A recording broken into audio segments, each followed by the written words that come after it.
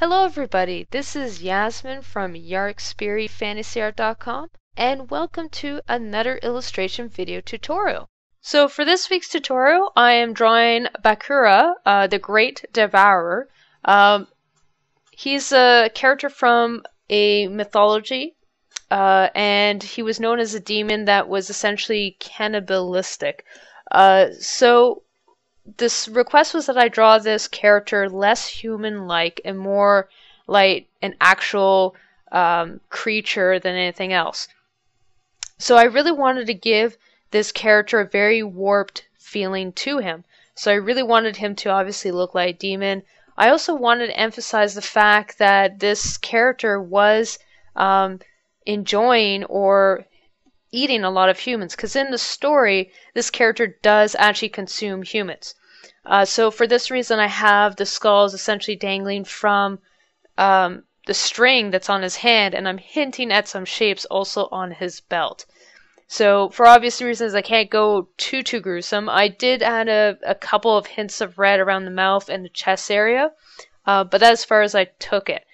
Now, this is actually the second thumbnail that I did. The first one, the character had more armor design to it. Now, the problem with that initial character design is that it looked too much just like a normal human.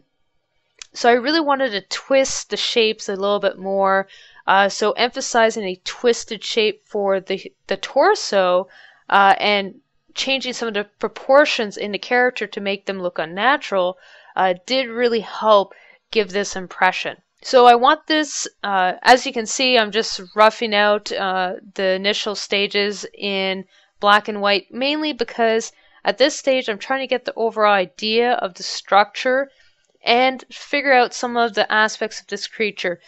Is this creature going to have spikes coming out of him? What type of clothing design elements will be there?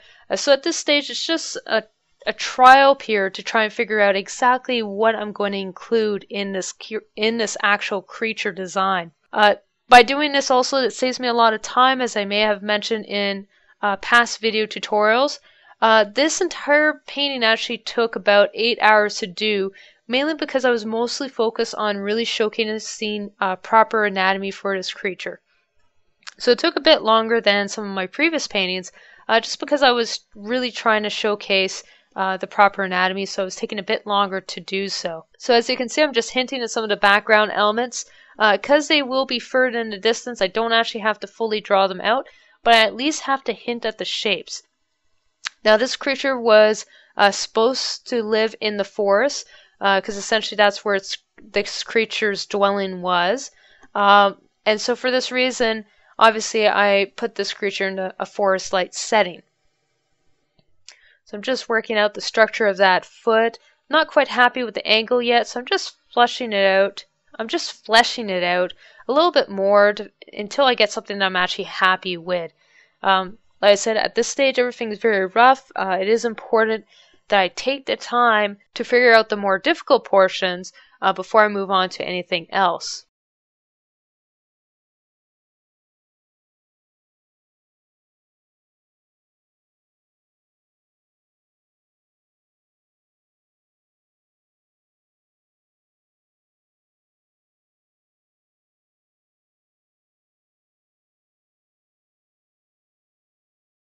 Now, I just skipped forward a bit. The reason why I did so is because you've seen me do some of these portions several times over, so I just skipped forward. All I did was add a color layer with a basic blue tint to it, and then add an additional layer on top of that with some different colors. And after that point, then it was just a case of sampling the existing colors within the drawing to achieve the desired results. Now, as you can see, I've switched to the soft round brush at this point. When I was doing the initial sketch of this creature, I was using a flatter brush. I've just gotten in the habit of using this brush as of late. I'm probably going to switch brushes later on, but for the moment, I'm actually really enjoying this brush, so I'm just going to stick with it for as long as I feel like using it, essentially. The brush that you use really doesn't make a big difference. It's your painting skills and your rendering ability and your understanding of the fundamentals that will actually decide whether or not you have a good drawing. So for this reason, the brush really doesn't make a difference. I only use two different types of brushes for this entire painting, the soft round brush and the flat brush that I mentioned previously. And essentially it just depends on what type of style you're trying to achieve. Certain texture brushes can help reduce some of the time. It also prevents you from plagiarizing or using textures from images you may not have taken photos of. But if you do so, it is also important to give credit to the owner or the creator of the brushes. So in this case, because I created my own brush and I was using the default soft brush, it's not a problem for me because essentially I've made both of those brushes. So I'm just figuring out the proper structure and shading for this character. I don't want to define all the muscles, but initially I have to figure out which muscles I'm actually going to show and which ones I'm going to hint at. So I often switch in between defining certain shapes and pulling certain shapes back. Because if I don't do this, then it becomes overly detailed in areas that shouldn't be too detailed. Also, the shading will look more realistic if I only have key areas that are darker than the rest. So you'll actually see me tweak the shading even further as I move on in this drawing. Like I said, this drawing, the main focus was proper anatomy for this creature. I was really trying to experiment with the shapes of the torso specifically and some of the leg muscles. So for this reason, it took a little bit longer, mainly because I was using this as an experimental piece. So it's just trying to figure out how much detail I could add before it was too much detail, and which details did I need to add to make it look more realistic.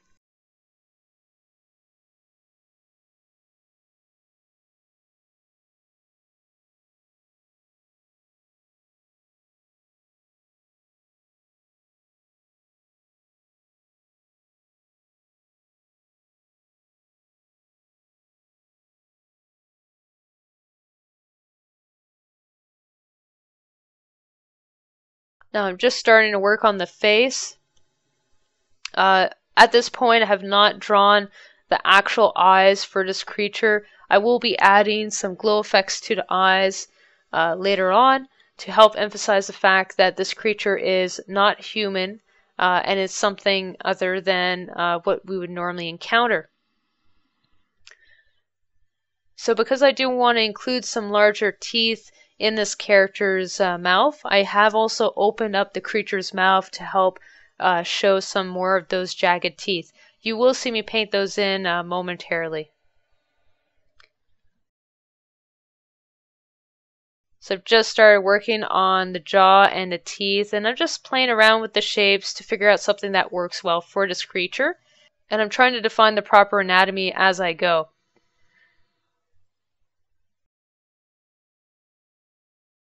Just started working on the costume elements. So essentially I want to give this creature a disorderly look, but some form of intelligence, because this creature needs to have a small amount of intelligence in order to be able to actually hunt humans without being killed off. So some of the clothing elements also show that he does understand some basic form of intelligence because he's able to create his own clothing designs. Now I'm just bumping up the contrast levels between the highlighted areas and the shadows.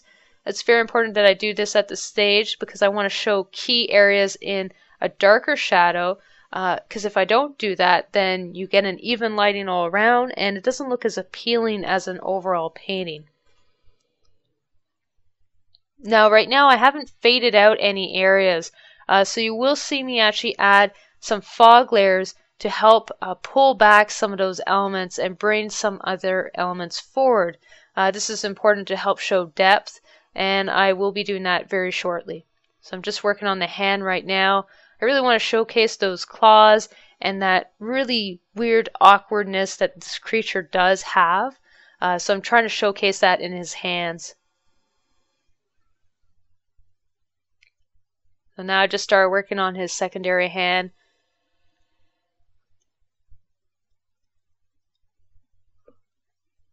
playing with the muscle anatomy a bit, seeing which one works, what shapes work in general. I've gone back to the face. I just wanted to define a couple of different elements in that face a little bit more, because the face does tend to be a focal point, so I do have to include enough detail so that it looks appropriate. Working on the ears, trying to pull back some elements and once again pull other elements a little bit further back in the distance.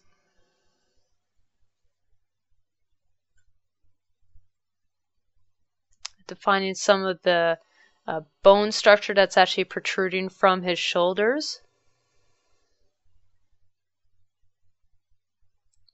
And defining some of those bandages on his arms. So I'm going back to the hand now. Now to do this hand, I am looking at my own hand as a reference material, just to figure out the proper pose of the hand as I work.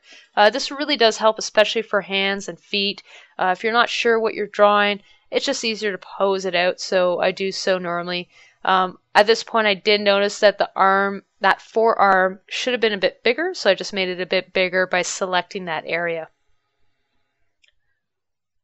So as I went with this image, I essentially collapsed as I went, and this made it a lot easier while working because it helped keep the file size fairly low. It's important to do that just because it does save you a lot of problems later on with file loading times and all that. But you do have to watch out because every time you flatten out an image, you lose the ability to modify maybe those layers as you go. So the general rule of thumb that I tend to use personally is that if it's the same type of layers specifically, and I'm just adding on top some basic information, I'll generally collapse that information together because there's no reason for that information to be on a different layer, because essentially if I'm going to modify something, I could just paint on top of it and it'll be easier just having that one layer. So right now I'm just working on the background. Once again, I'm trying to keep the background elements very simplified, just because the main focus is the character. I do have to showcase some harder edges though on the rocks, so as I'm doing that, I'm just modifying it as I go. And I have switched back to that flat brush that you saw earlier. I've just gone back to my soft brush, and now I'm adding some fog to help bring back certain elements and bring other elements a little bit more forward to give it more of a realistic look.